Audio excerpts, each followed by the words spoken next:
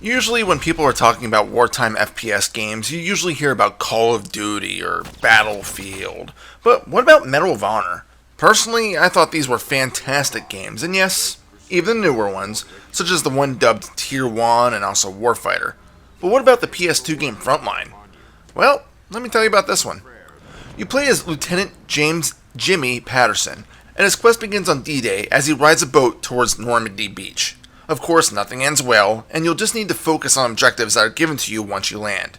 This stage, along with the one after it, act as a tutorial, and you want to pay attention because this game is not easy. But more on the difficulty in a bit. First, I'll continue on with the story. After completing D-Day, you move on to 5 more missions that has Patterson searching for a prototype of a secret warplane, which is feared to be able to turn the air superiority back to the Germans. In between this though, you'll have to save hostages, blow up lots of stuff, ride on a few trains, save a bridge, and so on. There's even a really fun minecart stage, although it feels like a bonus stage because it's over so quickly. There are plenty of objectives to complete in the game's 18 or so levels. Each mission contains 3 or 4 levels each. Unfortunately, there's no checkpoints in the stages, so if you do fall, you'll have to start the area all over again. Being that it's a first-person shooter, there are of course many weapons that you can utilize to take down the Nazis. Starting off with the M1 Garand, you'll also find a Thompson, MP40, STG-44, Panzerschreck, Springfield Rifle, and so on.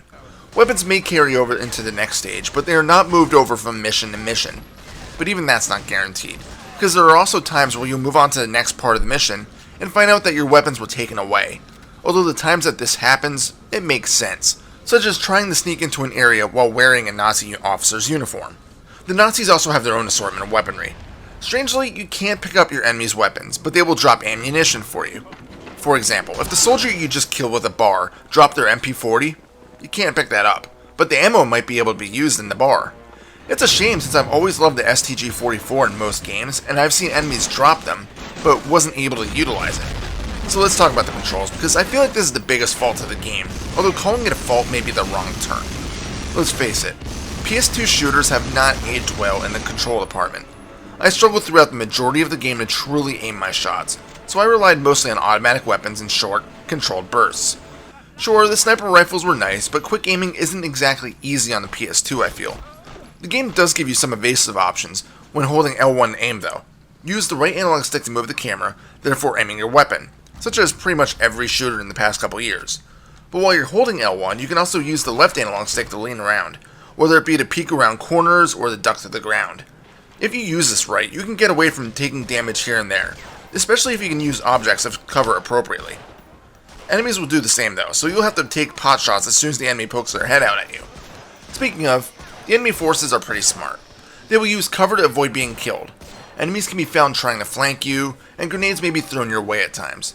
If a gunner is killed, another soldier may make a mad dash to take his place.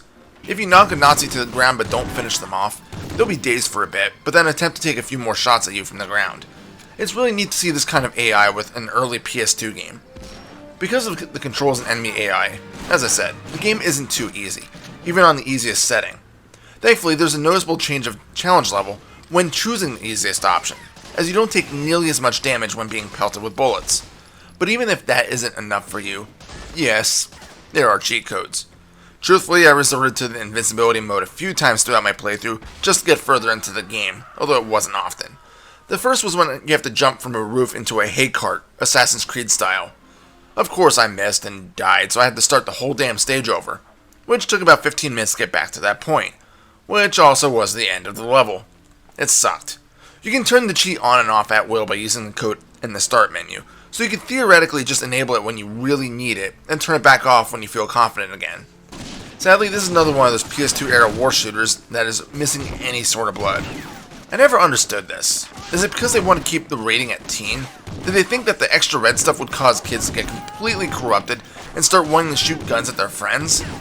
I mean, come on. If you're gonna shoot guns in games, you're gonna want to see blood. Or maybe I'm just messed up. It's a high possibility. Other than the blood, the graphics of the game are fairly well done for the era. Sure, the colors used are fairly dark in nature, and on new TVs I swear you need to crank the brightness up since there aren't any flashlights in the game.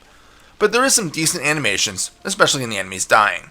They'll comically hold their hand up to their head to see the non-existent blood, or fall over a railing at a tall height when you snipe them off a water tower.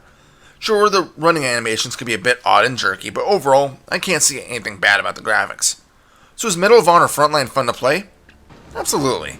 It may not be a perfect game, but the combination of fun gameplay with a high challenge is a good mix. Add in the real World War II era videos that you get after each mission, and even the history buffs may improve. Sure, the aiming can be a bit finicky, but as I replay games of the era, it seems to be a common thing. You can do much worse than to play Frontline. Final score? 5 out of 7. This is Reaper. Happy fragging.